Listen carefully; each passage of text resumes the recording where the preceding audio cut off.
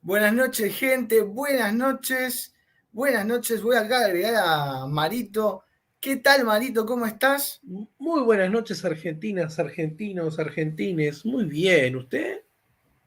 Muy bien acá. La verdad que muy contento. Es una noche muy especial porque pasamos los 30 y el número 31 tenía que ser muy especial también. Muy especial, la muy verdad especial. que sí.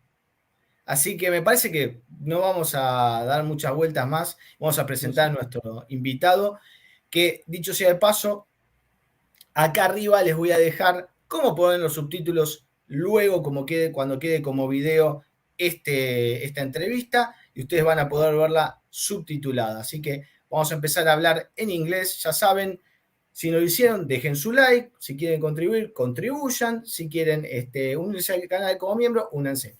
Pero vamos a presentar y vamos a hablar en inglés ahora. Sí, señor. I want to introduce you the one and only, one of the, I think, the best editors in DC.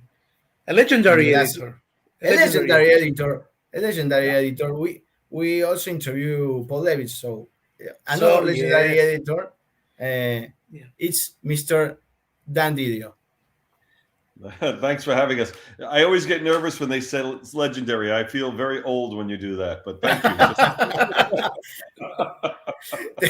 When they use legendary is when you feel old. You feel old.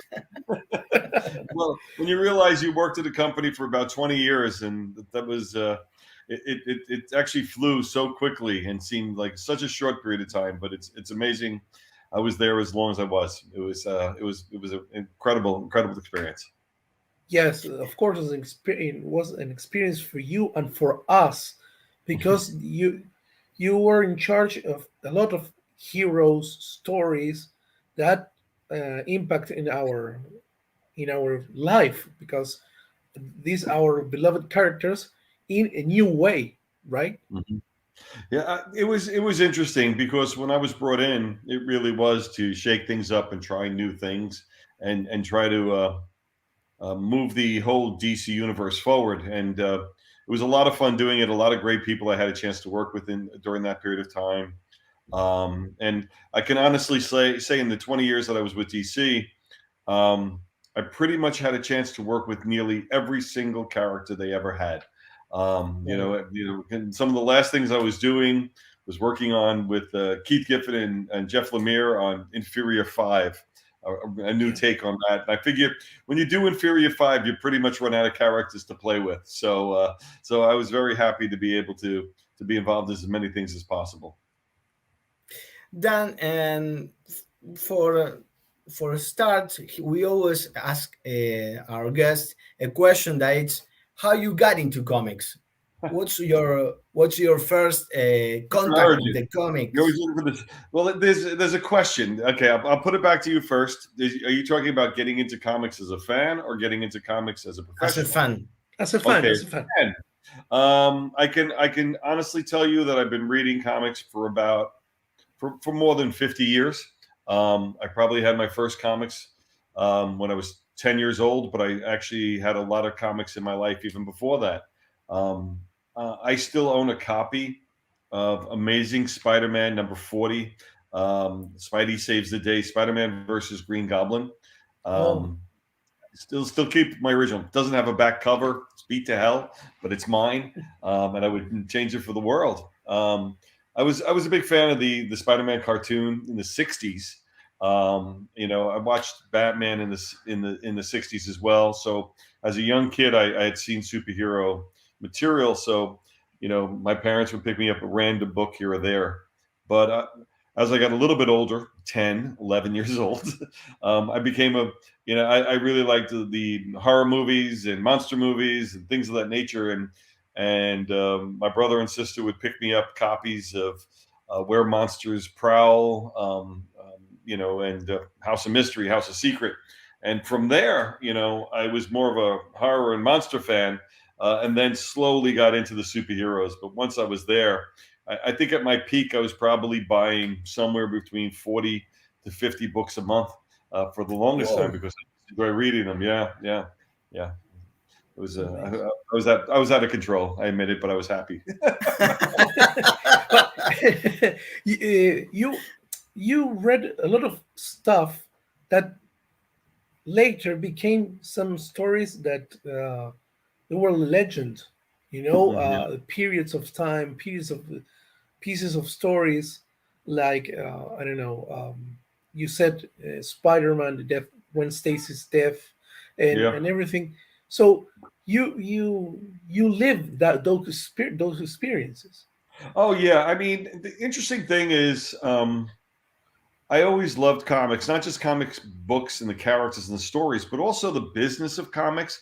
I used to read all the fanzines, all the backstories about how the books were made, and I was always fascinated by it. I was the kid that would go out and buy all the books that had the sales numbers in them. They used to. I don't know if you know this, but when they sold books at the newsstand in the United States, they had to post and list how the book sold over the course of the year. So every year there would be a listing of sales figures, and I used to get the sales figures to see how these books sold. Not for any other reason. I just for fascinating to see which books were more popular than others. So the backstory of comics has always been fascinating to me. So when I had an opportunity to work in comics, I had a lot of information that was just naturally inside me from just the things that I found fascinating when I was younger, that I just looked for. So I took a lot of information with me when I joined DC, and it was interesting because when Paul Levitz brought me into DC, he needed somebody with outside experience, but understood comics, and I was able to check both those boxes. Oh, it's a And wonderful story. It's a wonderful yeah, story because you really love comics. Yeah. You Oh no, really I love do. comics. Yeah, I mean, I've got my, I still have my collection in the garage.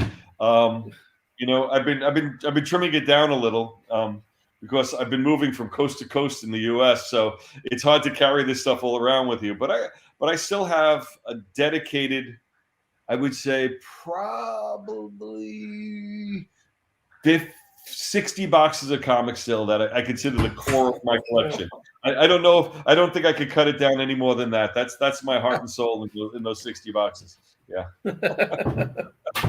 it's awesome that that you tell us about that you are really a collector and a comic book a reader Yeah. for life actually, Yeah. Yeah. and it's something that that gives us the idea that when you began doing your thing on DC or any other editorial, it's because you really love what you're doing, and you're giving everything on that, and Yeah. that's And, something yeah. important.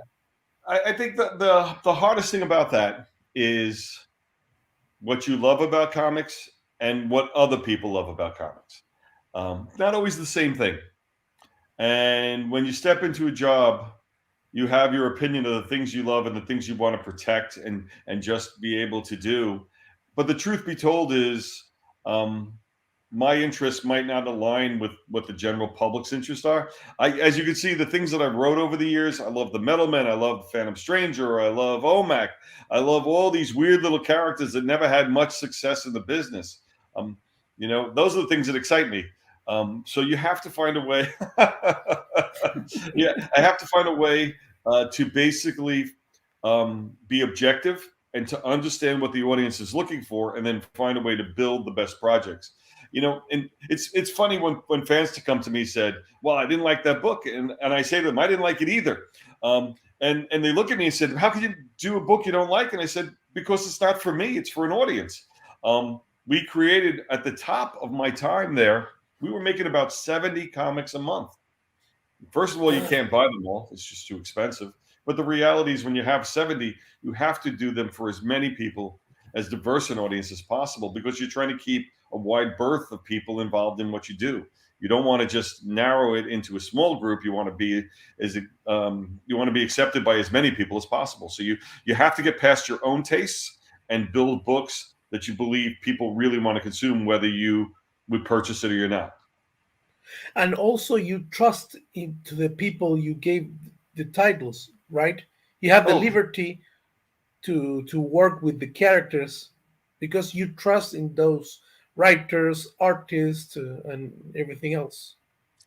you have to trust everybody. Like I said, when you're doing that much product, it's impossible to be that much on top of and control every single thing. So you had to believe in letting people be able to build their books. And I always say, I knew where a book started, and I knew where a book needed to end.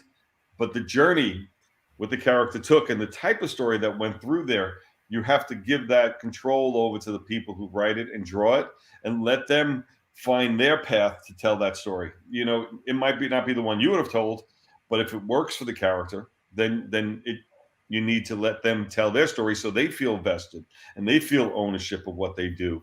Because the last thing people want to be doing in a creative environment is doing something they don't feel is creative. So you got to let them express themselves and find their voices, whether you agree with it or not. You have to give them that leeway.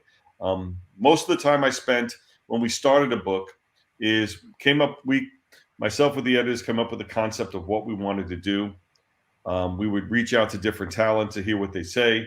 We'd work out the early stages of what this was about, and then you'd hand it off and just let it go. And sometimes it works great. A lot of times it doesn't work great, but that's the fun part about comics. You can constantly reinvent the wheel and constantly try different things. And we should always be trying things different. We shouldn't be just doing the same thing over and over again. We always have to find a way to progress and move the stories forward.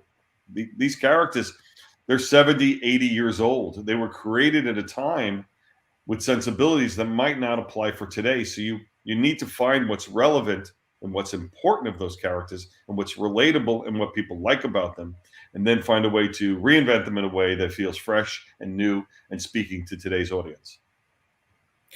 Dan, you joined DC 2002, I think. Yep. And you began your journey on DC working on Superboy. Sort of. It's actually a little different. Tell us the story about how you got into this comic and you end this comic, because it was like, I don't know, six issues. Yep.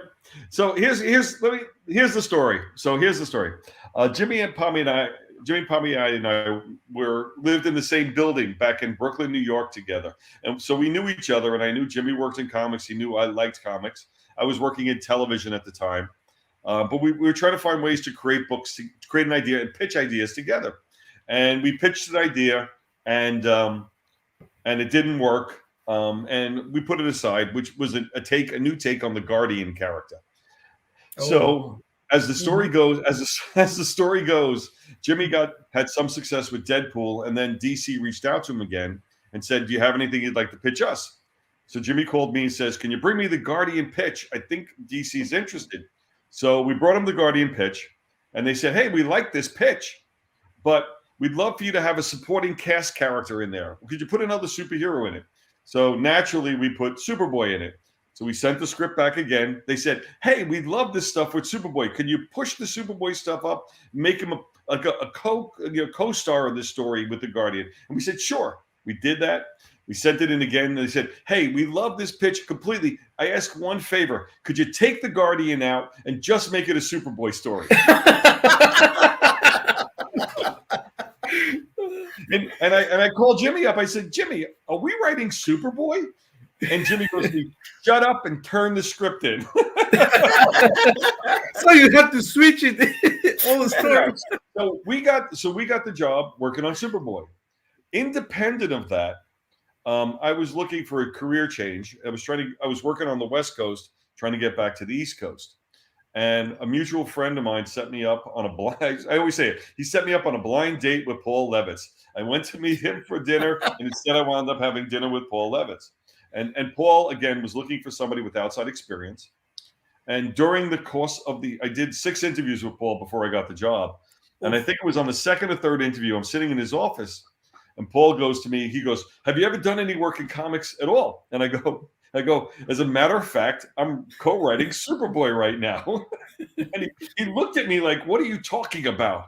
And I said, and he had this big rack of comics behind him. And I never forgot, he turns around, pulls the book off the rack, looks at it, stares at it, closes, he goes, damned if you aren't one of the writers. And he goes, okay, next question. And so we were off. So ultimately, I wound up getting the job independent of Superboy while writing it. And strangely, my first official act at DC was canceling my own book. There was a lot of reasons behind that, but the truth was the book wasn't selling. And it was basically to make a point saying that I'm more than willing to lead by example, cancel my own material if I didn't believe it was working or selling enough. And we should all be looking at our books with the same objective point of view. And that was the start of the reinvention of how we were going to be doing business at DC. Mm-hmm. You know something? Sorry, Kat. You know something here on the chat. They love you. They send you a lot of love to you, Dan. So all the people here and the chat is talking about how good it's thrilled. They are thrilled. Really, oh, that's good. I'm glad. This is a lot of fun. Hi there. Hi Dan. Hi everyone. Yeah. They can't believe you are talking with us. Oh no! Actually, they can't believe it. Yes. I can't believe I'm still awake this late at night. Yeah. Thanks a lot for so being much awake for us. What after Superboy, Superboy ended, you also got the chance to redeem that cancellation because you relaunched 2 books with Graduation Day during that day. Yeah.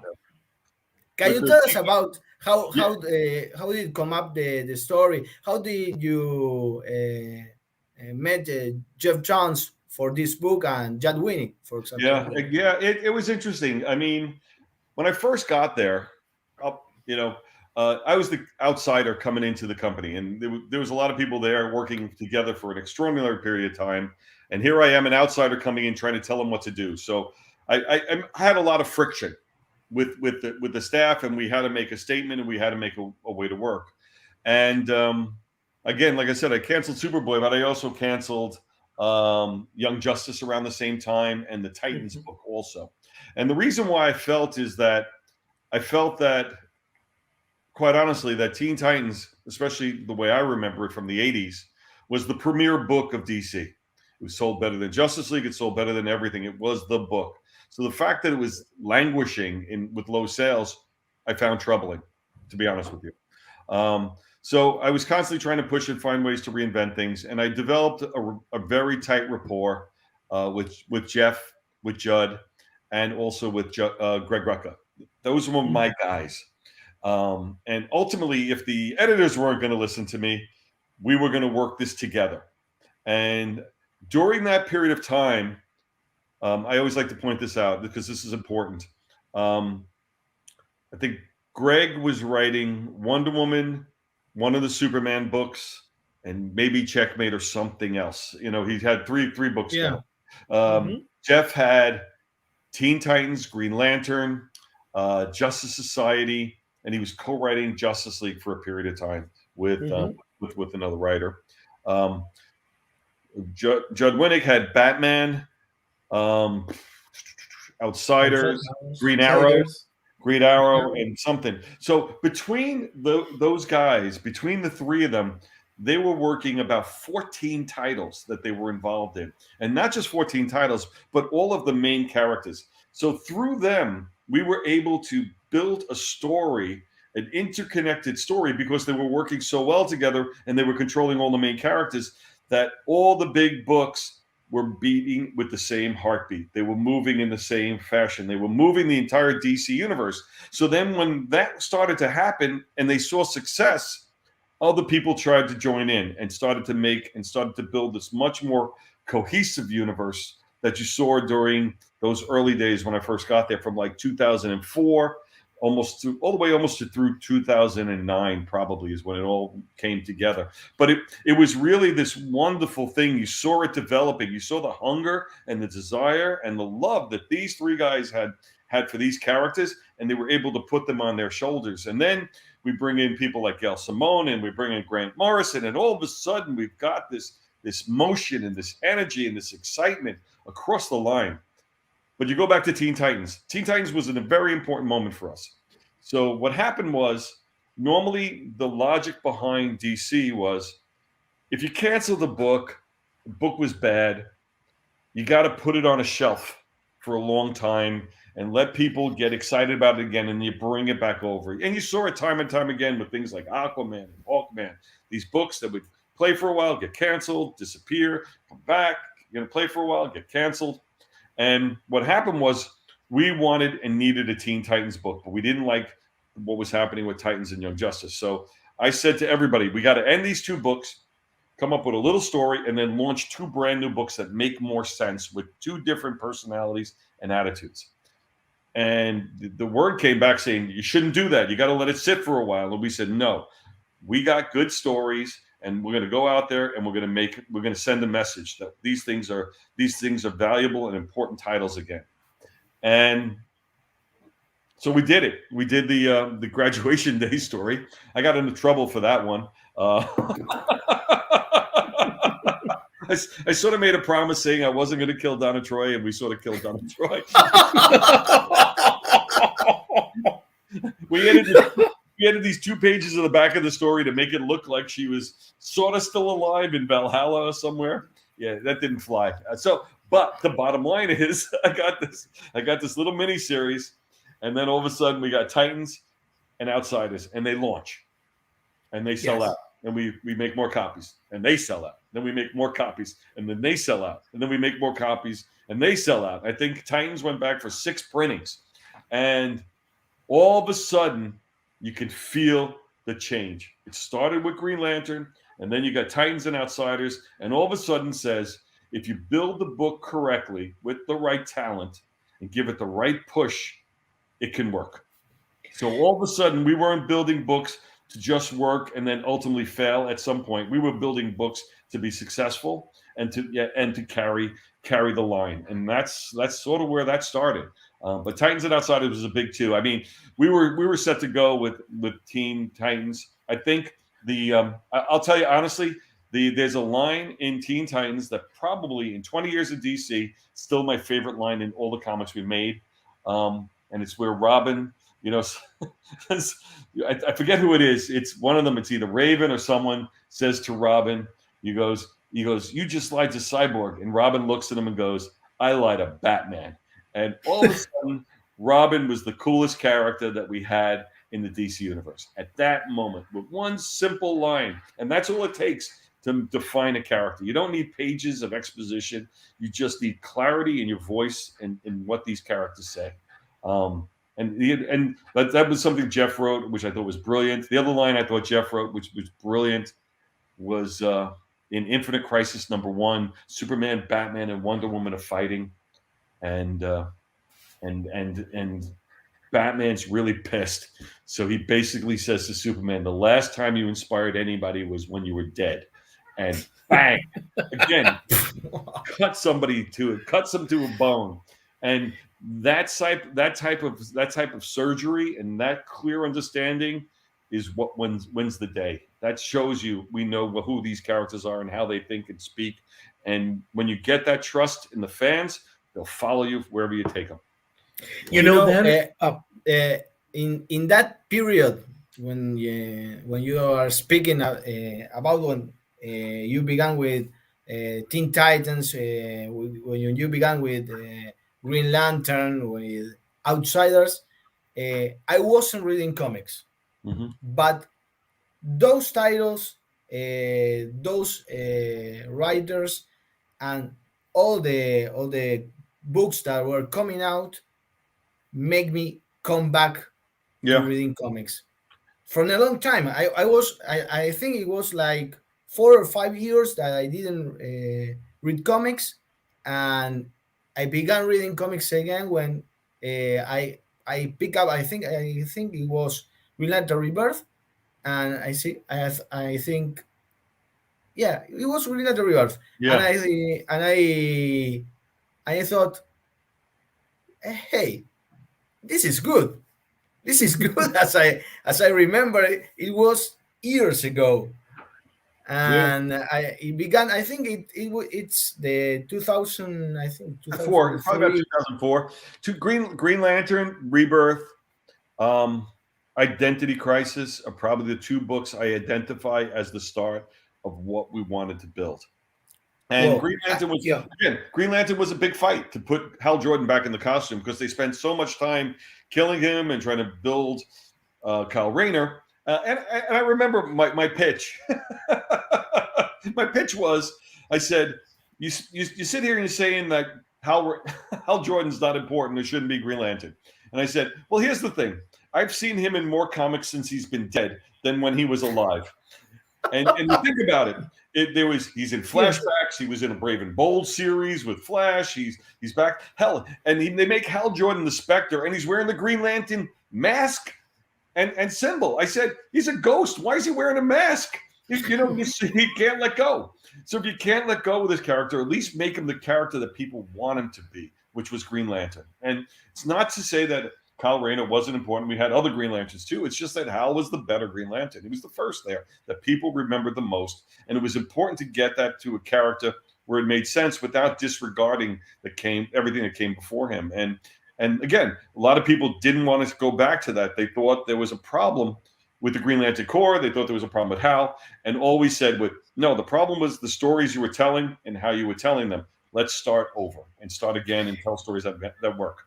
After I fall in love with Green Lantern when you launch Secret Origin after Rebirth. So I really love that story about the Corps and everything like that. It's amazing story, and you did it very, very well in that time because it's easy when you come in and you're asked to change things and you have a lot of ideas and you have people in locked in with your sensibility. We went away. It was Jeff, myself, Judd, and Greg, and one of the editors. We all went away for a weekend, and we went into a studio and literally mapped out the DC universe. And what I used to do, and I still have them, believe it or not, what I used to do is every year I would do a chart for the DC universe. And I wouldn't look at the books as individuals. I looked at the universe as a whole, as a big story, and then what characters can play into the story. And I would talk to all the talent. I would talk to all the editors. I would hear what everybody was thinking.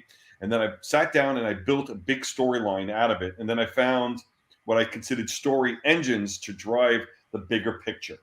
And the logic was that every 3 months or so, you would build to crescendo. There'd be an event or something that happens that all the heroes would unite around. Then they would all go back to their own books and their own stories. Then 3-4 months later, boom, you all come back together. You all refer. And it's not that they all cross over. It's just that they refer to things. It's like, oh, did you hear Martian Manhunter exploded in the Justice League talent? Don't have to show it. But if you acknowledge it and said that it occurred, then it shows you that it's a shared universe. They don't have to share the moments and events. They just have to share the knowledge that they're in the same place. And that was what we were trying to do. So we were always trying to refer to other things to show that these people were aware that there was other heroes existing in their world. Mm-hmm. Yeah, that's the true feeling of continuity. Yeah. When you read comics and you feel that it's a shared universe, and the things that some characters do on a book has some repercussions on others. Yep. That worked very good in the 90s. I remember with the Superman books, for example. Although it was brilliantly run, the 4 books like that, and that was one of my templates for the 52 weekly series. When I wanted to put out a book as fast as we delivered comics, which was weekly. And that was a lot of work, but it was. I think the final product, I think, still speaks for itself. It's still something that people remember very fondly.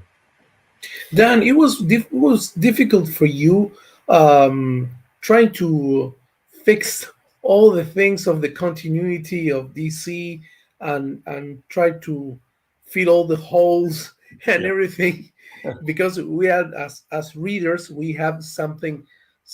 Oh, wait a minute, this thing is happening. What? So it was difficult to you try to fix everything.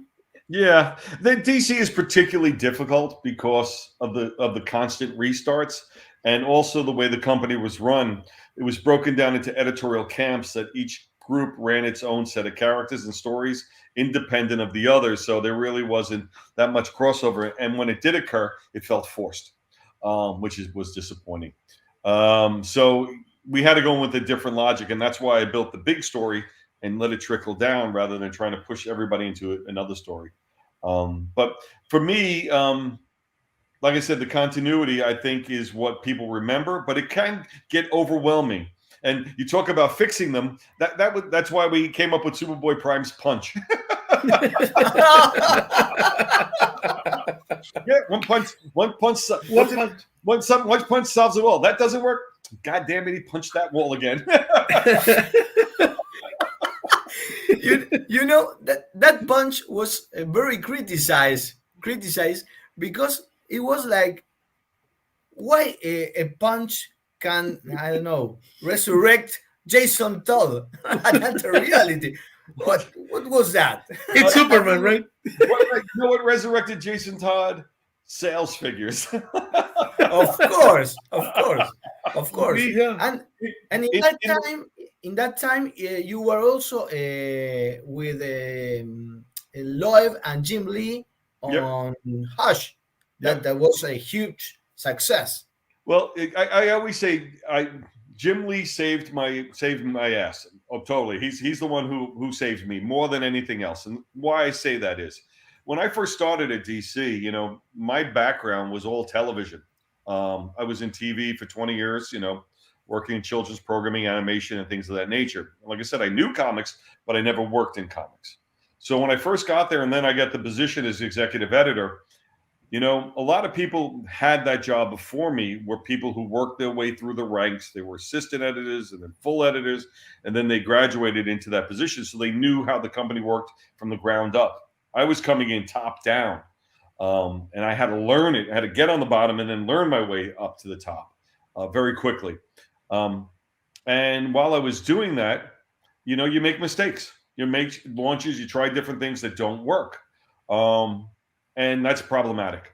But what happens is this beautiful little book called Hush, running in Batman, story in Batman. And Jim was brilliant because what Jim did, and this is really important. This is very important. So at that time, a lot of people were doing mini series that were special and off to the side, and you get these very prestigious book, Long Halloween. You get all these different things that are very prestigious, but all done off the main line. So what happened was you were siphoning off the best talent to work on miniseries, but your main books, the ones you have to put out every month, you weren't putting your big name talent on it because they were doing other things. So when Jim comes on board, Hush was going to be just like Long Halloween, prestige format, off to the side, 12-part series. Oh. And Jim, to his credit, goes, no, I want to be the Batman artist. I want to be the Batman artist. He goes, I want to be the Batman artist. The only way I'm the Batman artist is if I'm on the monthly book. Nothing else. That's where it matters most, he said. And everybody goes, well, we're not going to launch you with a number one. He goes, I don't care. Give me any number. I'll make it sell better than a number one. And that's that's confidence, man. But yeah, hey, you sell like you know what? You sell 8 million copies of X-Men, you get to be a little confident. So all of a sudden, Jim steps onto Batman, and the book sells and sells and sells. All of a sudden, it's a monster, and all the mistakes I'm making on the rest of the line, nobody sees it because all they see is that success of Batman and Jim on it. And then all of a sudden, we get Superman Batman from Loeb and McGinnis, and that sells. Now we got two wheels on this car. You know what I mean? We got two wheels on the car, and all of a sudden, you feel something. there's a good buzz for DC. People are talking about us again. People are getting excited about DC again. And that gives you confidence, So instead of making the little mistakes over here and there, we start to put all our energy on the main books, and that's when Green Lantern comes on. And then all of a sudden, we're cooking with gas. and then you feel like it's starting to really happen. And I turned that burner up full blast. And we had that machine running as hot as it could for the longest period of time, because we saw that we had a moment, and we saw that we had the fans' interest, and we didn't want to let it go. Mm-hmm. Yeah. That moment, it was this moment, because when you go full throttle to the end of the race, and began with this incredible event, Identity Crisis, that for me is something that changed comic books in DC and the way I saw comics. Countdown to Into the Earth is possibly my single favorite book that I did at DC, and it's early in my career there, but it's everything that I believed we should do. And again, if you look at the names of the talents associated with it, their writing are Jeff and Judd and Greg. They write that book together, and they're setting up all the key storylines that are going to get me to Infinite Crisis. We're setting up Rand Thanagar War. We're setting up Day Avengers. We're setting up all these different storylines. Little known fact was that, uncredited, we had 3 different writers working on the book. And because of that, the tones were a little different because of the way they write. And actually, Brad Meltzer came in and did a pass on the entire story, the dialogue, just to smooth it out, so that he helped me smooth it out so that it read smooth from beginning to end, so it didn't feel like we were shifting teams. And that's why it almost feels seamless inside that title. Mm-hmm. Great book. All-time favorite. That book, Countdown. Countdown is amazing. It's emotional. It's tough. It's surprising. It's very important for the comic book fan, because and also here's one of the big question and the controversy, that was that the given character, the given JLA, was dying one after one. Not Blue Beetle. I couldn't kill enough of them. That's my only shame. No, I'm just kidding.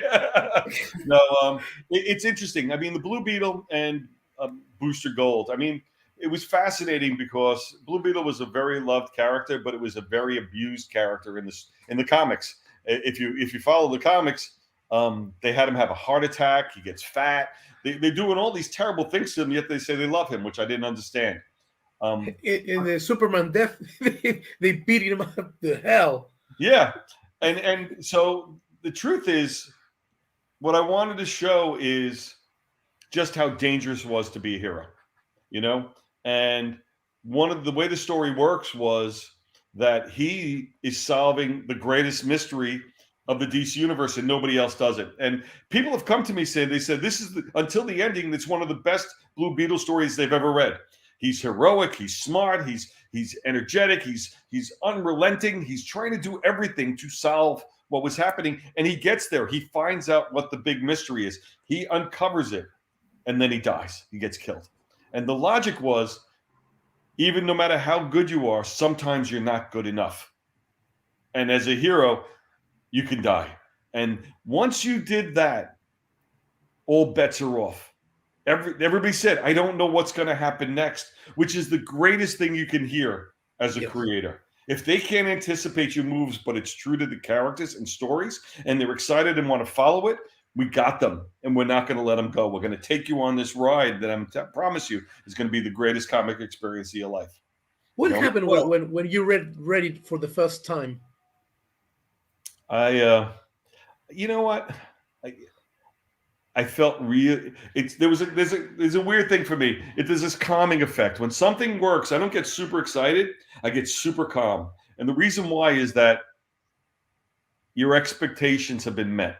And sometimes in this one, exceeded. It's better than I thought it could ever be. And it's like, when you see it realized on the paper the way you want it to come out, and it's there, it's like, holy crap! I can't believe it's almost like you can't believe you pulled it off, more so than I got it done. I can tell you dozens of times where I was disappointed about something I thought it was going to be, and it didn't turn out that way.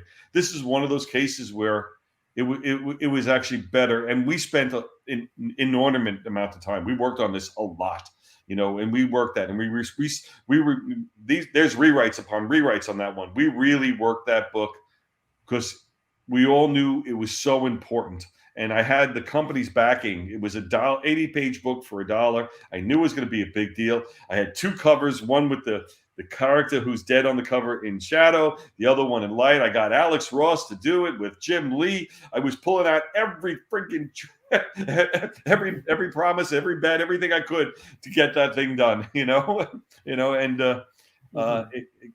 It's a special moment. For me, it's still that moment where everything I hoped comics can be was realized in a way that I saw it, and you feel good about it. Yeah, and Blue Beetle's dead. I know, so and you sit there going, somebody's going to bring him back. I never wanted to bring him back ever, never, because it was one of those things. It was one of those things. Brought back Supergirl, but I didn't want to bring back Blue Beetle. Also, there's I think it's an urban legend about the ending of Infinite Crisis and about Nightwing's death. Yes. Is it true? Is it true that absolutely Nightwing was gonna die? Yeah, I still believe Nightwing should have died. I still do. Still do. And let me explain why. Okay, need to explain. Story. This is because if you follow characters in story, just like I said, Blue Beetle died there because he wasn't good enough to stop Max Lord at that moment. I'm going to say that I was dealing with a storyline where Superman, Batman, and Wonder Woman fractured. They all were at odds with each other. They stopped talking. They stopped dealing with each other. They came apart. And because of that, it fractured the whole infrastructure of how all the heroes work together. And because of that, nobody was working in their best way. They were uncoordinated. And because of that, everything was in peril. The universe was in danger. And not only that, but they were being judged, and they were being judged as being weak because of their behavior. And I needed something to pull all the characters back together again, something really dramatic. Because think about it. The world's about to end. The universe is about to be destroyed. All this stuff is happening. And that didn't bring Superman, Batman, and one back together again. If that doesn't bring them back, then what would? And it had to be that level of emotional moment that needed to pull them together. And the one character that intersected on the closest level possible was Nightwing. He had the relationship with Wonder Woman. He had the relationship with Superman. He had the relationship with Batman. And on top of that, we've been desperate to have him replaced 17 times over with multiple versions of other Robins, And so in some ways, he was being redundant. He wasn't quite Batman. He wasn't quite Robin. And even Nightwing, he was leading a team in the same manner he was when he was Robin. So nothing really changed about the character. So there's this moment here where I wanted the ultimate sacrifice by the ultimate hero, one of the heroes there, somebody who was important. And for me, there's no greater loss than the loss of a child. And these older heroes seeing the younger hero sacrificing himself in a way would be so horrible and heartbreaking to them that everything else shouldn't matter except that you share this grief together, and understanding that their grief might have caused this, and if they didn't create this problem, he might have still been alive. And for that, it became this bonding reaffirmment of their being heroes again, and saying that this is the moment that we have to realize we have to be heroes and true to ourselves, and put aside the petty differences and put aside things and service and honor him. And it was that moment. And I think it would have been a tearjerker. I honestly did. It would have been, it would have been that moment. But because of the legacy character, and because of the history with Dick Grayson, and because of everything, company got cold feet. And we had to pull a switch at the end. But I still think, story-wise, I think it would have made a better story, a better ending. Although I have to say, it still works brilliantly. Yeah, but it would be it would be terrible. I mean, for me, it would be I would be heartbreaked. That's part I of would our be crying. I could be crying a lot like a child. I had a whole thing where Jason Todd came back and he was going to be a terrible Nightwing. That was going to be the next beat too. By the way, But there was something that you tried, and that was 1 year later. Yeah. In 1 year later, when he tried to take the mantle of Nightwing, and speaking about 1 year later, I got a question. It's a short question. Sure. What was the deal with 52 and 1 year later, and when they were finishing the 52 series, it really doesn't fit the the reality that they you noticed that, huh? you guys put 1 year later. It was like, okay. I got three issues left. This is a very easy explanation. Okay, there was actually a reason. So the plan was 1 year later, and we spent again a lot of time figuring out how it was going to look and what the jump was going to be and all these things. But the 1 year later jump for each book was left to the editors and the talent to come up with a 1 year later jump. And the truth be told is some people took a lot of energy and made it a very important story jump. And there was real change taking place. It's something that could be completely different. And some people didn't put as much effort into it. Oh, I was asleep for a year. Oh, I was in a bubble for a year. I was doing something else for a year. They didn't get that same level of energy because, and I'm going to tell you why. What happens is with writers and artists is if they're working on a story and they know that story is going to end and it's going to be completely replaced by a brand new story, they spent all their time wrapping up the old story and instead of spending their energy launching the new idea. So by the time they got to launch the new idea, they didn't have an idea. So they just did something superfluous. Now we have a weekly series that's supposed to set up, right? Supposed to set up what the missing year was and how all these changes occurred. So when the writers sat down, they looked through all the 1 year later jumps and they came to me very concerned and said, there's no story here. We got nothing. We couldn't fit, there was nothing of a through line. There was nothing to tie it all together. We've got nothing to tell. And we've got 52 issues to fill. Okay. So I said, well, here's what you got. Let's go with it and see what you can make work, but build some of your own stories around it. And the team breaks down. One person gets the Adam Strange storyline with Starfire here. The other one's Black Adam over there. There's the other story with Elongated Man. So everybody's got a storyline. And then the issue comes in, and I never forgot this. And there's a giant hawk girl on the cover. And I'm like, what? Where did the giant hawk girl come from? We never mentioned there was a giant hawk girl. And I had to make a choice. Do I tell the team to adhere to what they did, what other people did, and sacrifice what their story is going to be? Or do I just go, guess what, guys? 1 year later, tell whatever great story you could do, and at the end of the year, we'll figure out how to tie it all together. Guess which one I picked?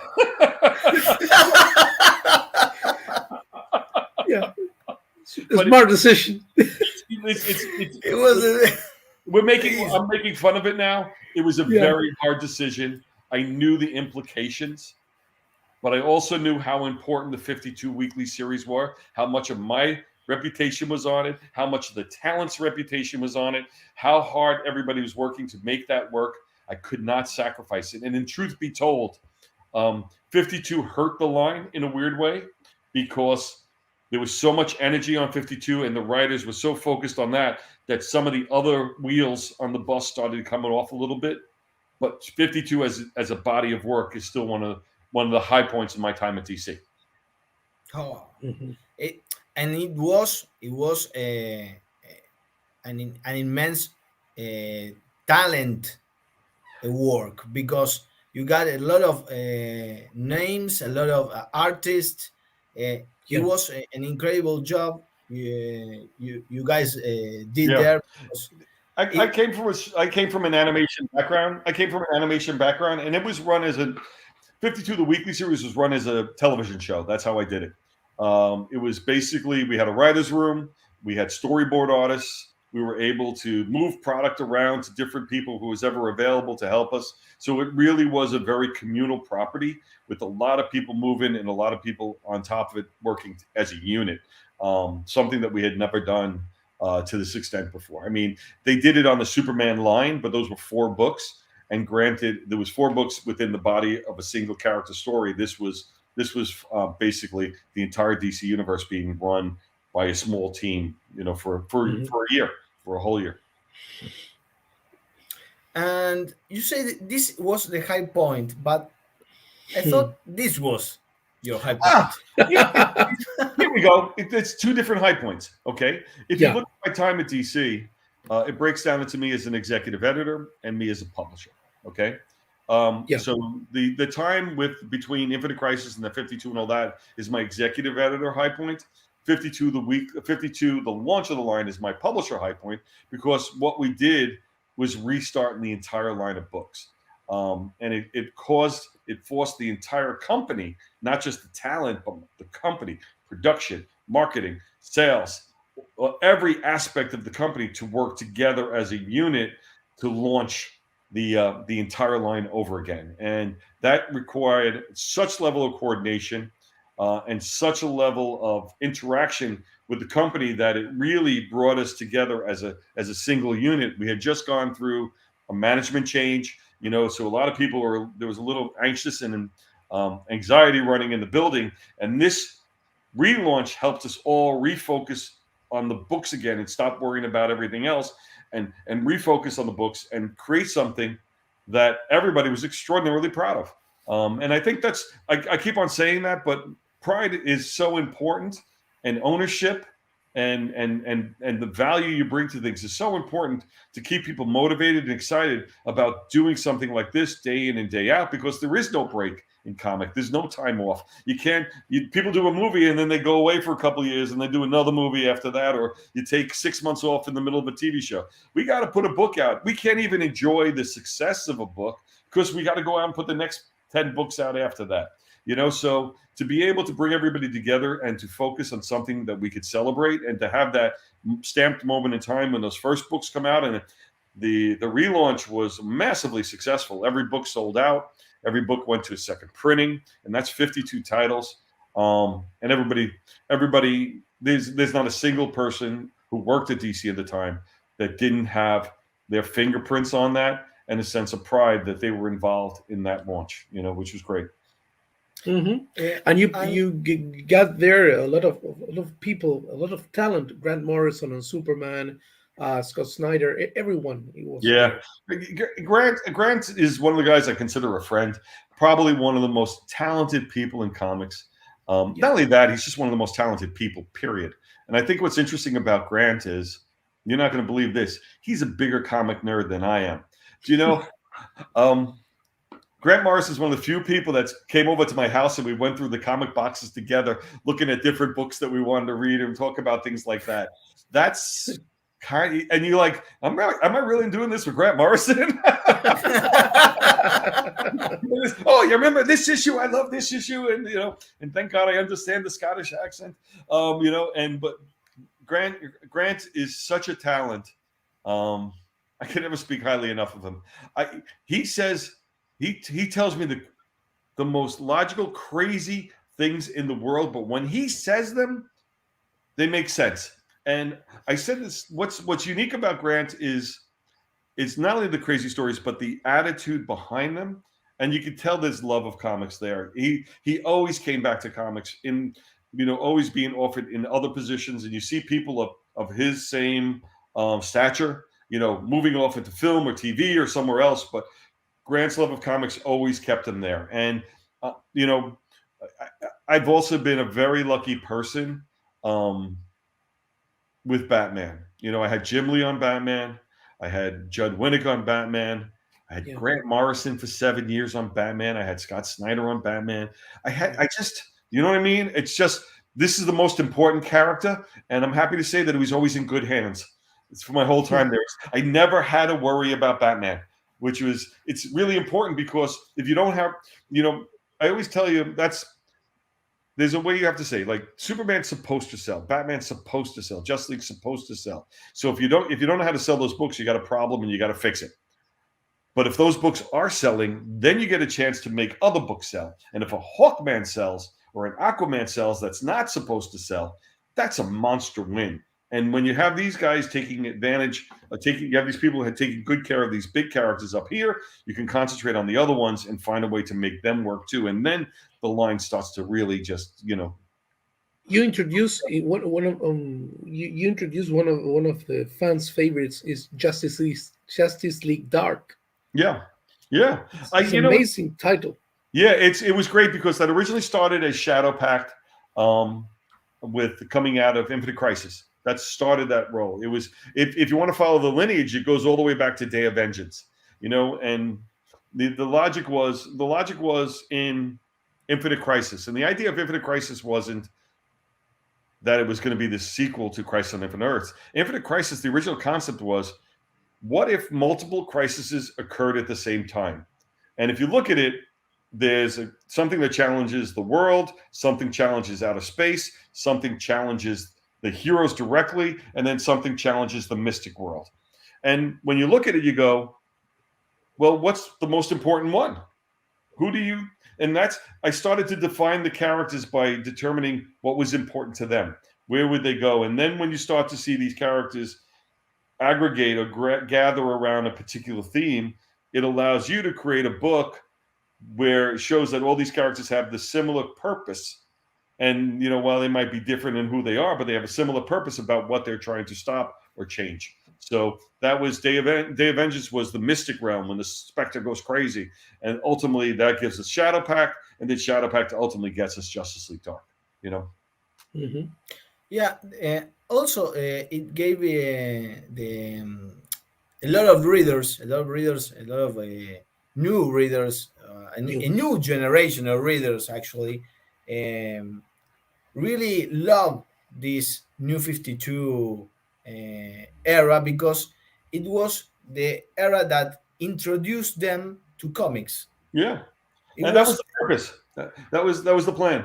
If you said it yourself with the time with Infinite Crisis and Green Lantern coming back, that was to bring back lapsed readers, people who used to read and went away, you know. And then when we got those guys, we needed new people. So ultimately, New 52 was how do we get new people, and that was the logic there, is to create an entry point where they feel they could come in and they don't feel shut out from the storytelling.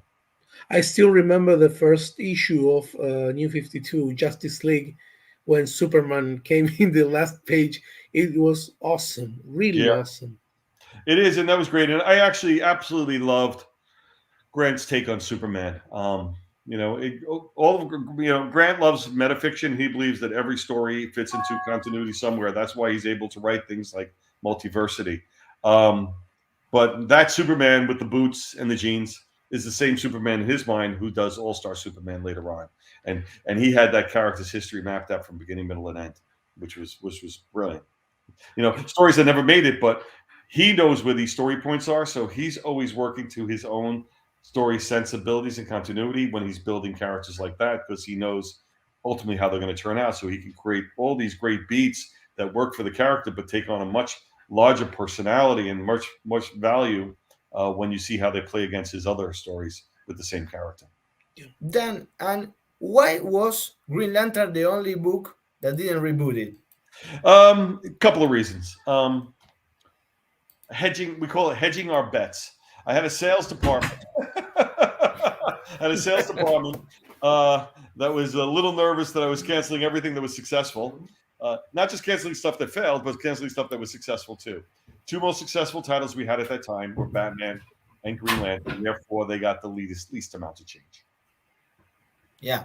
Yeah, that was something that I always think about it, because Yeah. I thought it was a total reboot, and Yeah. it was strange because he continued the story. Also, Batman continued the story, including Grant Morrison's Batman Inc.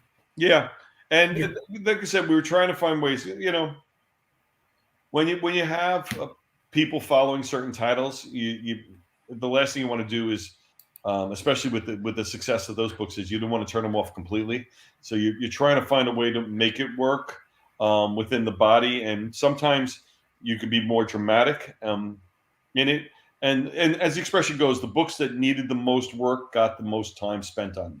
The ones that didn't, didn't get that same level. The reason why we spent a lot of time on Superman was because we felt we needed a sense of update that felt organic instead of forced.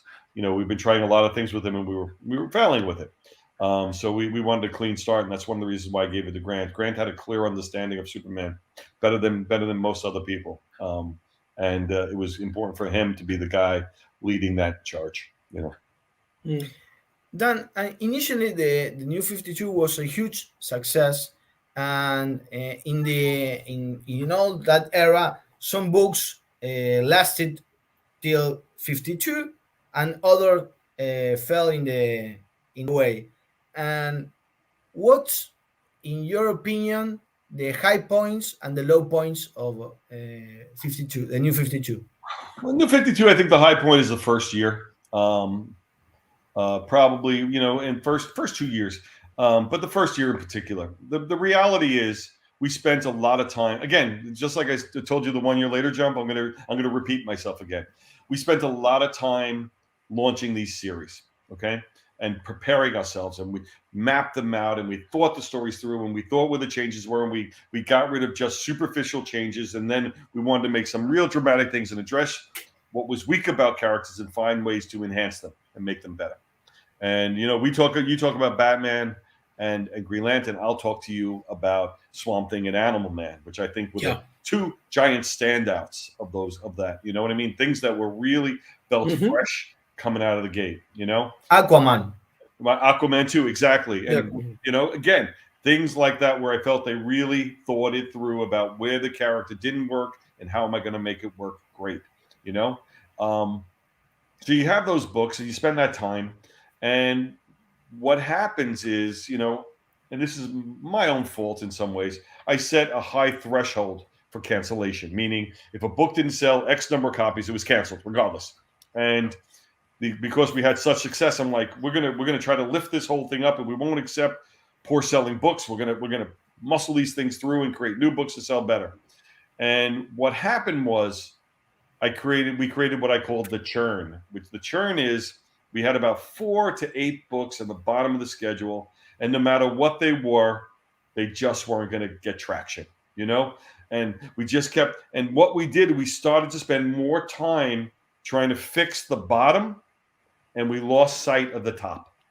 And then as books started to get weaker on the top, we started to go, add pieces to it, add things. And the amount of time we did reinventing and improving and changing characters to be part of New 52 wasn't spent anymore. So somebody would find a character from the past, bring him in, change the color of his hair, and say, New 52, yay! And it didn't make a difference. And a bunch of fans going, wait a minute, that's the same guy. What?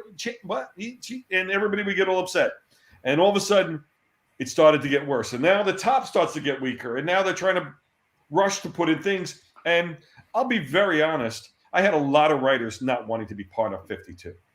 They didn't want to change the stories. They didn't want to reinvent the characters. They wanted their versions that they grew up with on these books. So you're fighting to get new stuff. They're not putting it on there. And the truth be told is 52 should have been 40, 48, to be honest. And if we had kept it a little bit tighter, a little bit smaller, I think it would have been ran a lot longer and would have been even more successful. Because the truth be told is the numbers of books we create is based on a budget more so than creativity and talent available. And, in some ways, that becomes your shortfall because you're constantly forced to make decisions that for financial reasons than for creative reasons. And that could come back and bite you, but that's the job of the publisher. You have to make those decisions. Yeah, you're responsible to that budget.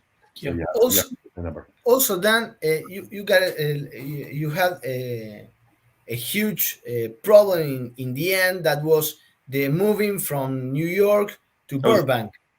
Yeah, I mean the funny but not funny story, as I say. The funny story is when I first took the job of publisher, we were scheduled to move. Okay. Oh. So we were scheduled to move. So we were ready to go, and some of the staff had moved out there. And I built Flashpoint with half of the team. Flashpoint was going to be it. Flashpoint was built off of Age of Apocalypse, in case you're wondering. So, I had talked to Bob Harris and talked to him about Age of Apocalypse. I got all the knowledge. So the logic was we're going to do Age of Apocalypse across the entire DC universe. We got to move, and people are going to be all over the place and a lot happening. So I need a sub team to create a series of books to get us over the hump. So then we get there, we start over again. Okay. So the story goes, we're building Flashpoint, and all of a sudden the word comes down, we're not moving. And I got all this energy built into Flashpoint, and we're wondering, well, what are you going to do? And then, as the fates would have it, we took a look at sales. And not just DC's, but Marvel, the entire industry was down 15% from the previous year, 15 to 20%, something outrageous. And I remember this clearly because I was sitting with Jim and I said, Jim, we are not going to be the publishers that shut down DC. It ain't going to happen. We're not going to be those guys. I ain't going to be here to be that. That's not why we took the job. We got to do something dramatic. And that's how New 52 was born. And we came up with an idea, and we had this event that was changing time and changing, and we said, boom, that's our spot. And it didn't line up properly, but we found a way to get it to work a little bit. But that was our spot. So Flashpoint was originally to help the company move, but ultimately around be the launch point for New 52. And to this point, I always say, it was originally the Great 48, believe it or not. No lie, true story. It was the Great 48. And Jim said, let's go to 52. That's a lucky number for us because of the 52 weekly series. And that's how 52 was born. And we're like, we don't have a name for it. And we're all sitting there.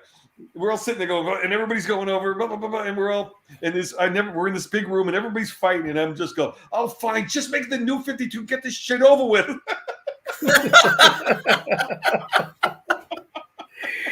Then we have a friend here, a friend and a colleague here on YouTube called Damian, that he's a very huge fan of the New 52.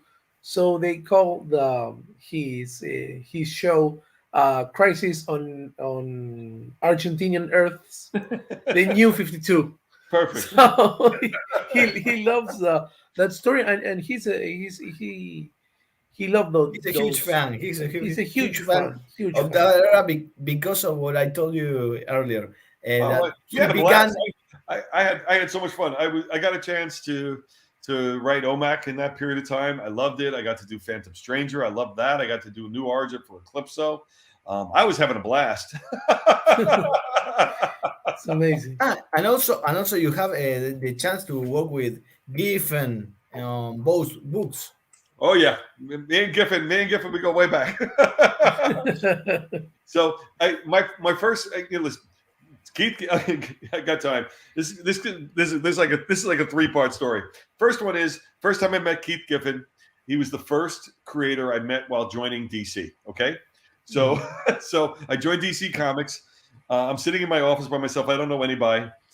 And Keith walks by. He goes, "You the new guy?" He sticks his head in my door. "You the new guy?" And I say, "I'm the new guy." He goes, run as fast as you can. Get away while you can. Run. And then he left. And then the second time I'm working with him, I was editing him on Ambush Bug, and he turned in a full issue of making fun of me. full issue, just nonstop riffing on me. And I'm like, you can't do this. You can't do this. And I said, you got to change these pages. And I put the book down, and I'll admit there was a lot happening at the time, and we forgot about the book. It was on my desk. We never turned it in, and we missed the deadline on the book because the pages. I had to get somebody else to redraw pages, and we wound up putting issue 7 out of a 6-part series, even though we never put out issue 6 of Ambush Bug. That's my second Keith story. My favorite Keith story is OMAC. And we had a blast working on it. We had a great rapport working on this. And it really was. I would do an outline, and he would do a layout, and then I would dialogue, and then we would go back and forth and fix it together. And it was issue 7, I believe. And this was a very personal issue for me because I really wanted to make this story work. I had a great idea. And I had a great idea on how this was going to work. And it was a Winnie the Pooh parody, and I was having a blast with it. And I called up Keith. I said, listen, this is the only time I'm going to give you a full script. No other time, but I need you to stick to the script. And he goes, no problem. I'll do that. Send it over. So I send him the script. And he calls me back and he goes, hey, Dan, a week later, he goes, I stuck to the script. I just made one change. And I said, what's your change, Keith? He goes, I added a 7-page Superman fight scene at the opening of your script. And I took your 20 pages and I put it down to 13. And I lost it. I'm screaming, what the? And I'm like, what are you doing? And I'm yelling. And he calmly says, take a look at my layouts. He goes, hey, take a look at my layouts and see if you're missing anything, right? So he sends it into me. I look at the layouts. He had it perfect. Every beat, every section, no compromise, no nothing. I was just overwriting, and he got me down to 13 pages on a 20-page script, right? And it was perfect. And I called him up. I said, Keith, you win. It works perfectly. Let's leave it as it is. You can draw it as it is. All good to go. I just have one question for you. I said, 7 pages of Superman and OMAC fighting. I said, what's that about? And he goes, you're the writer. You figure it out. And he hung up the phone.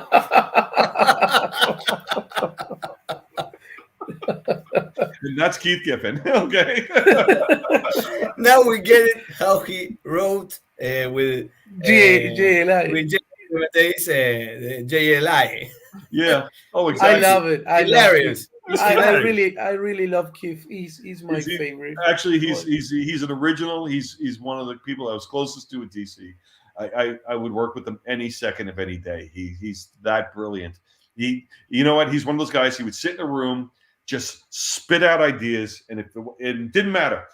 And you just throw them at you. And he never took it personal if you didn't like it or not. He just kept going, kept on thinking until something finally clicked. And that's one of the reasons why I put him on New 52. He's on 52, the weekly series. He was the storyboard guy, but he was basically the enforcer in the room to make sure everybody stayed on point, that they all stayed together. And he was the guy that if they couldn't figure it out, he figured it out for them. So he was the unsung hero on that book in the biggest way possible. He actually had to write a couple of scenes for some of the other talent that had some difficulty pulling their story together. So it was pretty amazing. Yeah. Dan, did you publish the story about the Justice League International, the coming back?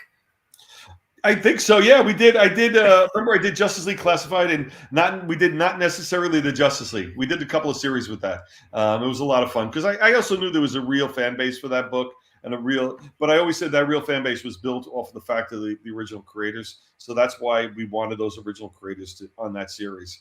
There was another case where I was a huge fan of Steve Englehart and Marshall Rogers' Batman Detective run. Yeah. And I was lucky enough to get them to do it, a follow-up series with those characters.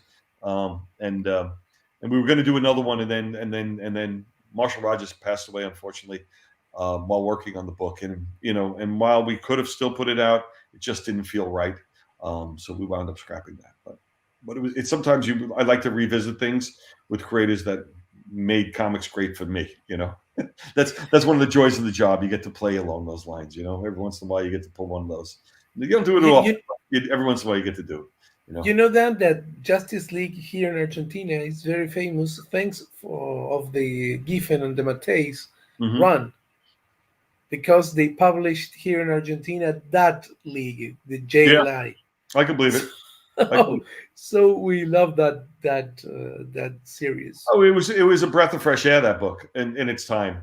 I was a long time reader of Justice League. It was probably one of the first DC superhero books I bought on a regular basis. But I can't say that I truly enjoyed and loved it. I sort of just read it. There's moments in there, the Len Wein stuff in the early '70s, with when he does brings back the Seven Soldiers of Victory. That's one of the best comics ever made. And then Steve Englehart did some really wonderful stuff and told a really funky, incredible secret origin the Justice League set in the 50s, and that was kind of cool because it was acknowledging aspects of superheroes that it didn't have. I appreciate. I don't know what to say about Justice League Detroit, but but it was what it was. It was an idea. It probably looked good on paper. Justice League International, that early run, the first, I would say, first 20, 30 issues, until breakdowns is pretty awesome. Pretty awesome. Yeah. Yeah. And you also published another thing of Justice Leagues that we all love is with Darwin Cook's Justice League. New Frontier. Frontier. Interesting story about New Frontier. New Frontier almost didn't get published. Yeah. So what happened was, as the story goes, before I got there, Darwin was doing New Frontier with his editor, Mark Chiarello. And he was telling the story as he saw it, as he remembered he wanted to tell it. And they had a problem because it didn't fit into the current continuity of DC.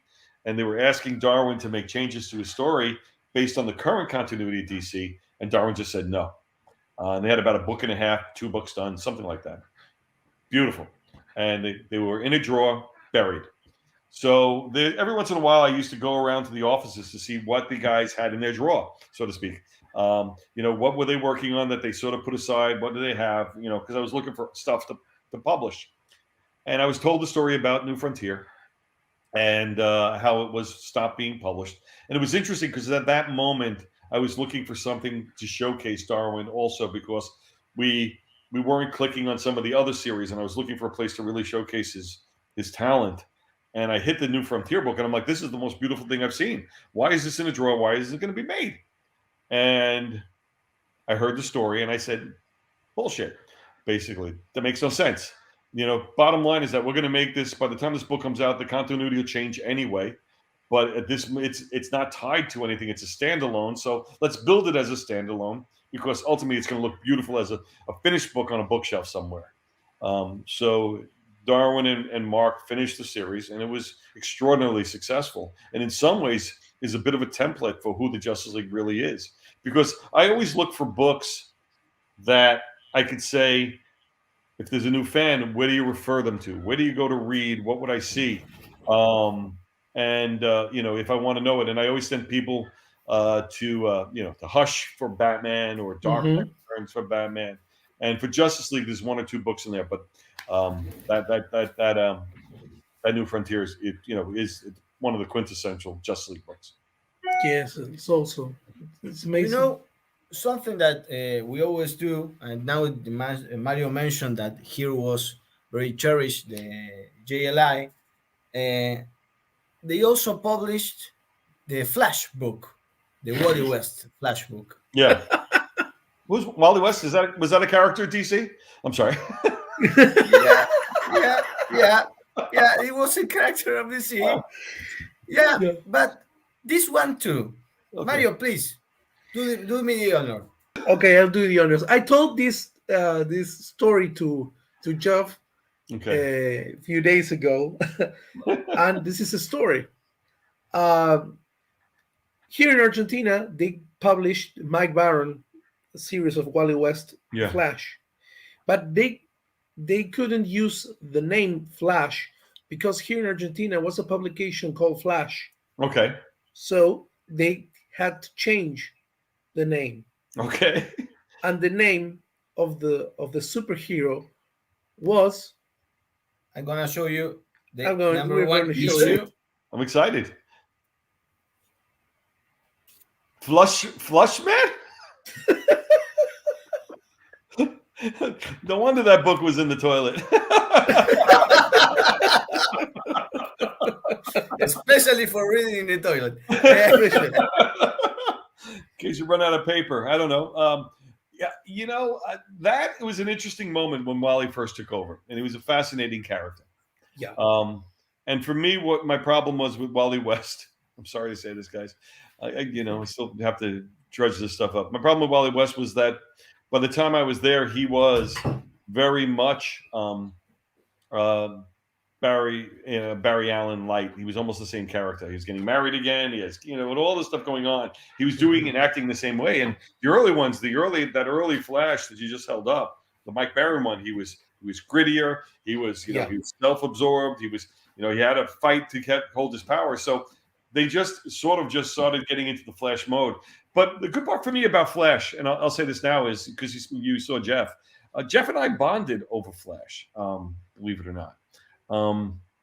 Jeff was one of the first, when I started at DC, not many people I was interacting with, but Jeff reached out to me and said, "You're a new guy.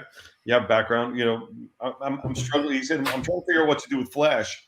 Would you want to talk to me about that?" And I said, "Sure." So what I did is I went back and I literally read a year's worth of Jeff Flash books. And I saw a lot of things that I thought could be improved. And we sat and talked, and you could see him getting, we were getting it and really clicking in this conversation.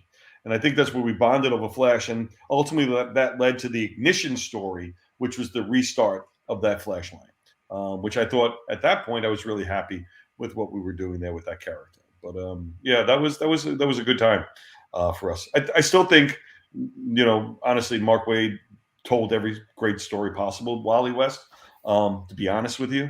That Return of Barry Allen story is probably one of the best Flash stories for Wally West that I've ever read. So I always used to joke, you can't have a crisis without killing a Flash. Yeah. But it's true. It's true. It's true. Believe it or not, some people take offense to that. But I'm shallow. I'll go for the cheap laugh every time. But there's something interesting about generational characters, and I think Flash represents generational characters to me in every way possible. Well, talking about the Flashman, recently we told the story in a show with Jeremy Adams here in Protagonistas del Comic. Mm-hmm. So we talked to Jeremy about the Flashman story, and he put Flashman in the story and in the continuity nowadays in Flash 781. So they put us. That's why, here's what I say to everybody: just because you can do it doesn't mean you should do it. Okay, and I used to say that to the writers a lot.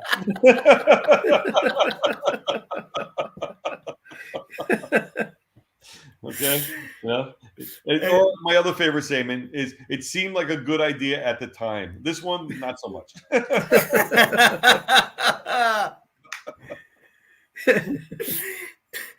And then after the New 52, you had an awesome era that was the Rebirth era. Right. That was incredible. It was incredible, returning to the roots, legacy, etc. But when you begin to transit your last days on working for DC, mm-hmm. you pitch something that really, really, really got me very interesting on what it was going to be, and I was kind of disappointed when it didn't come up. Yeah, it was the 5G. I know all about it. I got it in my garage. There was a lot of things that were going to happen. I could tell you there was a lot planned. There's a lot of thoughts involved in there. my logic was that I accepted the fact that it's a generational universe. Okay. But it can never be a generational universe unless Superman, Batman, and Wonder Woman age. The problem for the DC universe has always been that we add generations around every characters around except our three main characters. And because of that, we have to constantly reboot around them so that everything feels consistent again.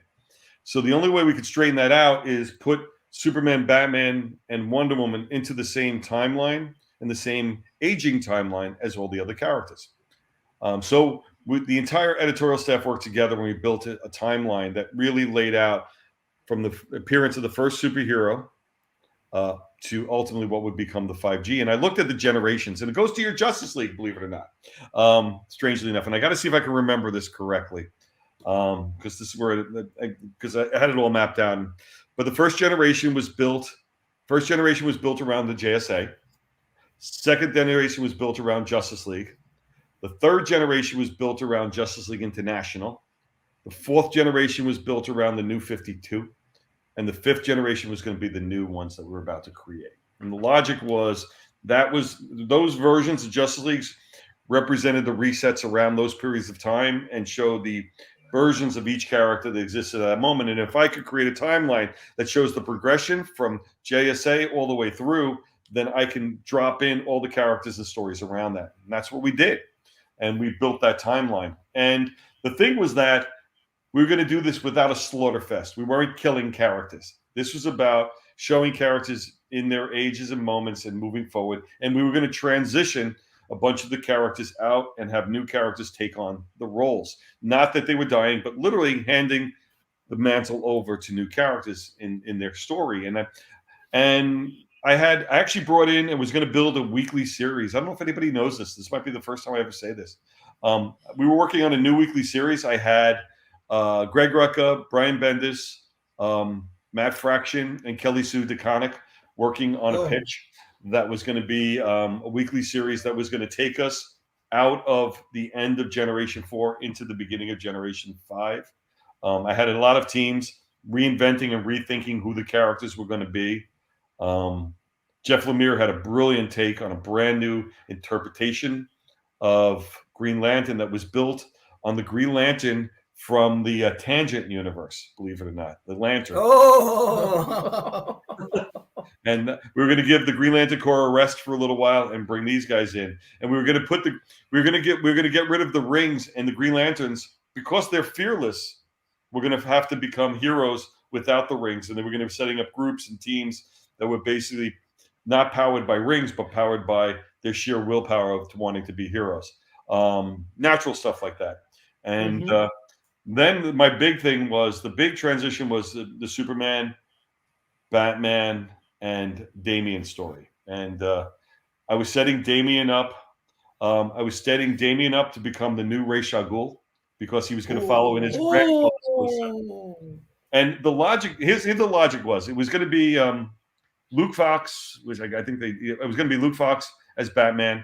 It was going to be John Kent as Superman and Damian as Ra's al Ghul.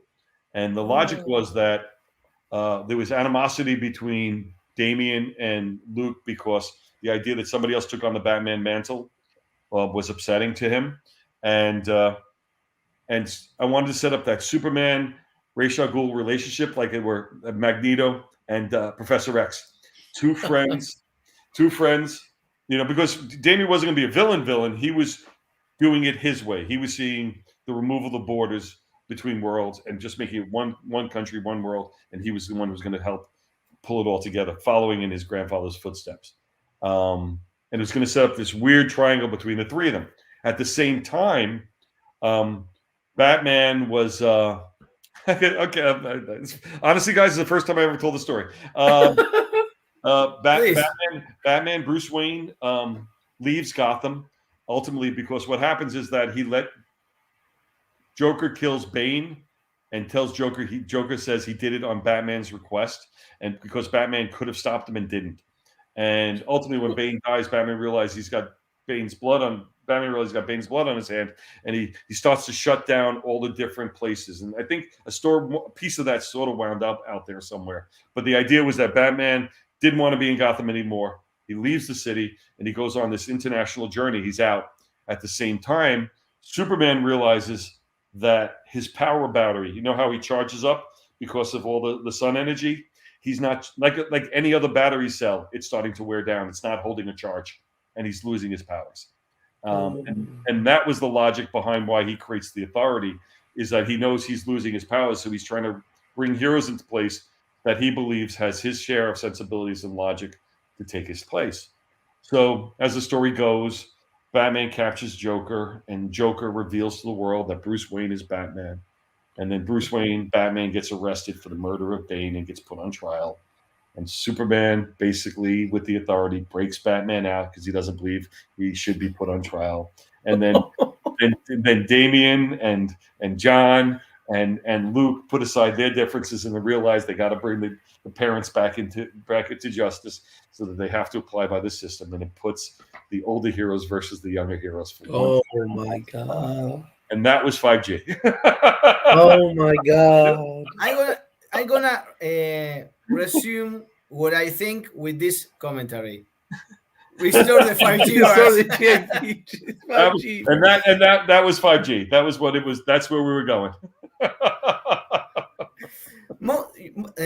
Some parts of what you told us, it was used in actual DC. You know, it's funny. I haven't. Nothing against the creators and the people involved, because especially those are people I actually helped bring into the company. But I didn't read it. I knew what it was supposed to be, and if you see it in some sort of bastardized form, there's nothing enjoyable about it. So it just makes you frustrated. So no reason to be frustrated. You got more things to do. Dan, how now you spoke about the industry. How you see the comic industry today? I see. I see it's an interesting transitional period. I got in when I got into comics in this. Really got into comics in the 70s. There was superheroes, but there was romance, there was war, there was westerns, and there was science fiction, and there was horror, and there's a lot of stuff. And I always tell the story that DC Comics in the 70s was only 40% superhero and 60% other, which is great. And right now, the industry feels like 60% other, which is great. I think the pricing makes people a little more judicious about what they purchase. So therefore, they're being much more careful about what they buy. And therefore, they're also buying things that they have enjoyed in the past, meaning creators that they want to follow and ideas and types of stories they want to follow. They're not as beholden to the big companies as they used to be. And that's good and bad, because the big companies also was the boats that used to carry it, so everybody moved along. So now everybody's just got to fight their way through, which is probably good just the same. So that's good. I don't like, and I will continue not to like, variant covers. I think that's the bane to comics. Can't take the collector aspect out. I think it eats up too much time, money, and energy, and takes the focus off of reading the books and enjoying them.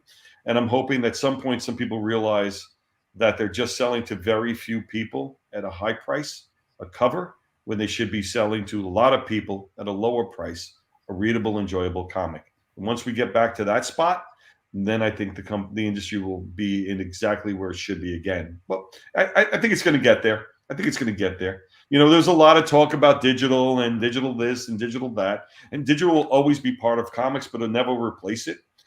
Print sales in the last couple of years have never been higher. Because in a world where we're all online 24 hours a day, there's no better way to disconnect and just enjoy yourself than to read a book or read a comic book. And to hold it in your hand. And when I started this company with Frank Miller Presents, and we did this ash can, we purposely did it on newsprint, the first book. And the reason why we did that is we wanted people to feel something that felt like a comic again. And when I got the box in my office, I opened it up and it smelled like comics. And I don't know what to tell you. It's a weird thing to say, but it made me feel good. It made me feel like we made the right choice. It made me reconnect, because when your senses are working, the physical touch, the smell, the sight of these books, it reminded me of everything I love about comics, and that's sort of what Frank and I are doing. Frank has nothing to prove, and I'm kind of good too. I'll be honest with you. Did a lot, but we're doing this because we're having fun, and we're not doing the variants, and we're not doing all the things that we don't like about comics. We're doing what we do like about comics, and we hope we find an audience. And if we do, that's great, and we'll do more. If we don't find an audience, that's okay too, because we did what we wanted to do, and we tried the way we believed it should be. And if that's not what comics are, that's okay. But it doesn't take away from what we enjoy about it, and that's what the type of book we're making. How is working with Frank? Absolutely fascinating. As you can imagine, the people you should ask are the artists. He's hands-on.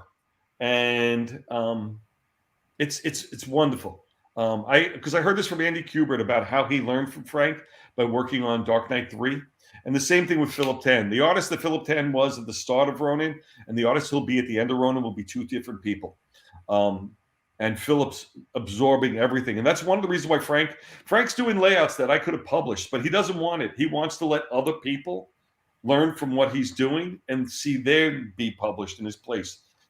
The books that he cares the most about are the Sin City books. That's his baby. He keeps on telling me, that's my baby. Don't touch my baby. And I said, I'm not going to touch your baby. But he's involved in everything. In the book that I'm doing, Ancient Enemies, that's my baby in a weird way. But it's again, he created a character for me to insert. And the reason why I say that is what's fascinating is that he created a character that was so visually different than everything else I do. And he forced me out of my comfort spot because I was working in a very set way of doing business. And all of a sudden he throws the geek character in the middle of this thing, like dropping a bomb in the middle. And it forced me to rethink the mechanics of the visuals of it. And how do we find ways to make characters more visually interesting instead of more repetitive? And that's a good thing. And when you're at an advanced age like myself, or with an artist with 15, 20 years experience, and you're still learning, there's no better feeling in the world. It justifies why you're doing certain books other than just cashing a check, Dan, and what challenges awaits for you and Frank with this new editorial seal? It's, like I said, we're working against the grain a little bit. We're trying things that are very subtle too. We've changed the coloring on the book. We've gone with a very, very desaturated palette. So I think comics look like mud these days. I think the coloring is overdone. I think just because you can use a color doesn't mean you should use a color. Just because you have a computer with 3,000 colors on it, you shouldn't put them all on the same page on the same character. I think you have to be smarter about what we do. I think what we're trying to do is craft. It's not, it's not about old style storytelling. It's about the craft of comics, what makes comics work. A lot of people like to reinvent the rules without understanding what the rules were in the first place or why they were there. You can only break things if you understand how they work. You can't break things and just think that it makes sense that you're being radical or different. You have to understand how things work first. And sometimes it's okay to break things, and sometimes it actually is broken when you break things. And the only way you know the difference is by understanding the business and the craft that you're in, and learning. And as long as we're learning and challenging ourselves, I'm learning. I had a huge staff putting out comics for me. Now I'm doing it myself. I'm learning how to do the physicality of it all. And I'm going to say this on air right now. If anybody from DC is listening, thank you very much. You guys killed yourselves with all the crazy shit I threw at you. And it's really appreciated, because this is a hell of a lot of work to make a comic book. I have to say, it really is. Dan, and what can we expect in future projects from Frank Miller Presents?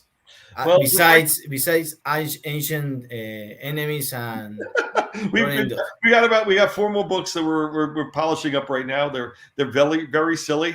We start with the silly idea, and we laugh about it, and then all of a sudden, the more we talk about it, the more real it becomes, until we start assigning people to help us make it, and then we're like, "Why are we doing this book?" And then we look at it and we say, "Hey, this is pretty good." So I got a bunch. It's probably in October. I'll be talking about them a little bit more. Okay. Yeah, well, like I said, all my effort is right now. It's on Ancient Enemies. It's on Ronin. We have a series called Pandora that's being done by Emma Kubert, Andy Kubert's daughter. It's beautiful. It's a young adult book, completely different from the other two. One's science fiction fantasy. The other one it's mature science fiction fantasy. My book is pretty much superhero. This one is more young adult fantasy. And then Frank has basically, I'm not allowed to call it the origin story of Sin City. I get yelled at. It's the origin story of Sin City. Set in the Old West, and then he's doing. Yeah, it's a Western. Oh my God. Yeah. We're doing a Western Sin City. It's the origin of Basin City, how it came to be, with a lot of the relatives, ancestors of the characters that we know from the Sin City series, and he's also doing a Sin City one shot with Mila Manera doing the art. So Frank is writing. So yeah, so that's our first set of books, and then we have about 4 more titles that we're hoping to have in 2023 following that. Whoa. You really got me with the Sin City prequel. You really got me there. With everyone, because I want to read Ancient Enemies too. Yeah, we're having a lot of fun. I'm working with Danilo Beirut. He is spectacular. He's doing all the heavy lifting. I'm giving him the story, but his layouts, his designs, his visual sense are everything that I wanted the book to be. I'm old school a little bit, so I wanted something that had the energy of a John Buscema book of the Marvel from the '60s, and this guy's delivering over and beyond expectation. He's doing a fabulous job. Well, Dan, we want to thank you for your time. Thank you so much. We really appreciate you spend some time with us, telling us these stories that for comic book fans like us are very precious, because we could hear hours of your stories. I got the great part about it. There's a story behind every story. There always is. You know what I mean? You can name a book, and I can tell you the story behind the story. Which is a lot of fun, and and that's the enjoyable aspect of it all. And for me, like I said, I was a fan of comics as a whole and the business. And when I see people, like I always remember Jeanette Kahn when she first started at DC, and the effect she made. And she made a huge influence on me. And when I went to that company, I wanted to hit the ground running the same way she did, the same level of strength and audacity, I think, is a good way to put it. And and she had her challenges, she had her problems, and I never forgot. You go back and people talk about, she joins the company in '76. In '78, they have the implosion where it looks like the entire line's impacting, and then you get the '80s, which '80s I think really when DC found its voice for the future, and you get the books from Vertigo and all this stuff going on. I only hope that when people look at the body of work, they can see those moments there for what I did too, which would be great. Yeah. What I was once realized when watching your trajectory, your career along the years, and it happened to me when I was preparing the interview.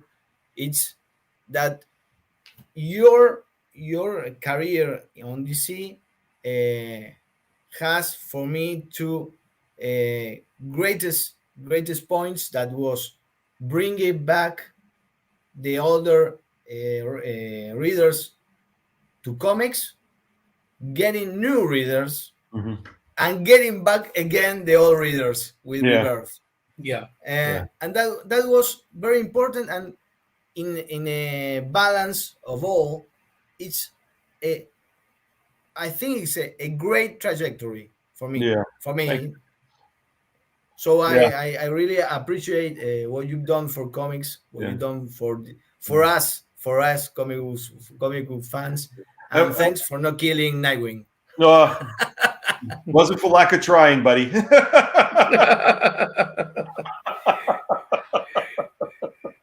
Dan, thank you so much. One thing, the joke with Nightwing, I have to say this just because everybody brings it up. I have to say it. So the story with Nightwing's a true one, and what I said with Infinite Crisis. But the joke of killing Nightwing going on like this actually stems from a convention I did. So I was at a convention, and I told the story about how I wanted to kill Nightwing, and there was this girl in the second row with a Nightwing shirt on, and anytime I said I wanted to kill Nightwing, she would scream. Ah! She would throw her hands up in the air and scream. And we were shocked that somebody would react that way. So during the course of the panel, somebody said something about killing Nightwing, and on cue, this woman screamed every time. And she would yell every time about killing Nightwing. And we thought it was the funniest thing. So we made it part of our regular panel speeches that we would kill Nightwing, and it became a running gag to the point that everybody thinks that's the only thing we ever discussed. It was once it was over, it was done. I was already on to the next thing. I didn't really care anymore. But it's a fun story just the same. Yes, cool. Thank you. It's a pleasure speaking to you both. Dan, thank you so much to having us. And as I always say to every writer and artist who came here to Protagonistas del Cómic, you are the real hero, because without you, we don't have these stories that are so touching for us. And thank honestly, you so much. We don't tell the stories without fans. It works both ways. You know what? We could never. One thing I always said is never take your fans for granted. They are the most loyal and the most fickle in the world, and we have to make sure we always keep them engaged, and excited, and wanting more. So there you are. Thank you so much, Dan. Thank you, guys. My pleasure. It was great talking to you both. Well, please, Dan, stay. We're gonna close the show in Spanish. Okay. Muchas gracias, gente, por estar. Nada, tuvimos el honor de hablar con el señor Dan Didio. No sé vos más, Mario, pero yo estoy, la verdad que... Yo estoy más que fascinado, agradecido. la verdad que estoy fascinado. La verdad que pasamos... We had a great time with you. Have a great time.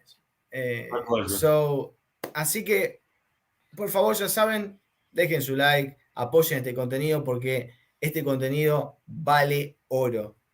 Se lo digo yo, vale oro, y no porque sea el que sea Kai de Carolina Reviews, no. Vale oro. Perdón, nos ha contado la primicia del 5G. Nos ha contado lo de 5G, pues, así que bueno. Muchísimas gracias, gente. Nos estamos viendo en el próximo video, entrevista, y gracias por apoyar este contenido y estar ahí en el chat, sobre todo a los miembros que estuvieron ahí a full. Muchas gracias. Adiós. Nos vemos. Bye now, guys.